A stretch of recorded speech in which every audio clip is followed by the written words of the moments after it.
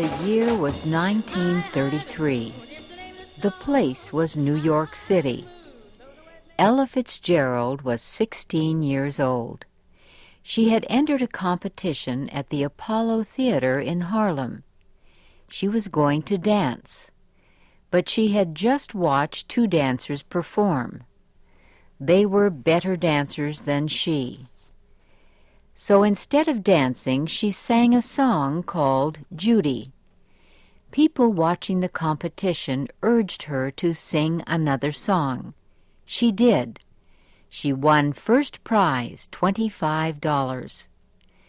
That competition at the Apollo Theater changed Ella Fitzgerald's life forever. Band leader Chick Webb was watching the competition. He hired Ella to sing with his band. He taught her about singing in public. He even showed her what kind of clothes to wear. In 3 years, she had her first hit record, A Tisket, a Tasket. Ella Fitzgerald was born in the southern city of Newport News, Virginia, in 1917. Her father left soon after her birth. Her mother took Ella and moved to New York City. Ella's mother died when Ella was 15 years old. The next year, Ella started singing with Chick Webb's band. She stayed with Chick Webb until he died in 1939.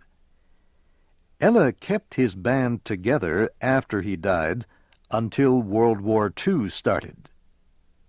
Then most of the band members joined the armed forces. While she was with the band, Ella recorded almost 150 songs. Ella Fitzgerald was greatly influenced by the experimental music of Charlie Parker and Dizzy Gillespie. It was called bebop. She used bebop rhythms in her singing.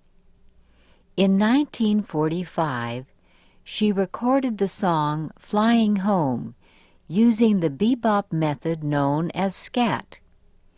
In scat, the singer's voice sounds like another instrument in the orchestra. Critics say it was the most influential jazz record of the time. In 1949, jazz musician Norman Granz invited her to join his band. It was with his band in Berlin, Germany in 1960 that Ella sang a famous song in a very different way. A man asked her if she knew the song Mac the Knife. Ella said she had heard it a few times, but the band did not have the music for it. She said she would try to sing it anyway. This recording shows how she continued to sing Mac the Knife when she did not remember the words. The people listening loved it. Norman Granz later became her manager. He started a new recording company just for her. It was his idea for Ella to record the now famous series of record albums called the Songbooks. On each record, she sang works of a different songwriter. She recorded songbooks of the music of Cole Porter, Irving Berlin, Duke Ellington, Jerome Kern, Johnny Mercer, and Harold Arlen.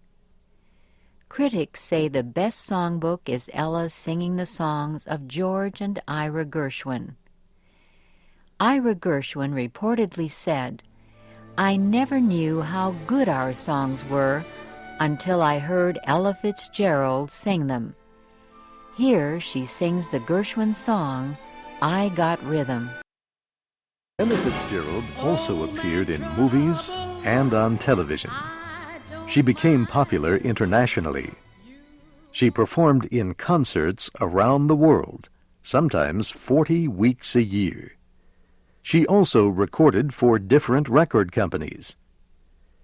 In the 1960s, she began to sing more modern songs, such as those written by the Beatles and Burt Bacharach. But she was not very successful with that kind of popular music. She returned to jazz in 1973, again with Norman Granz.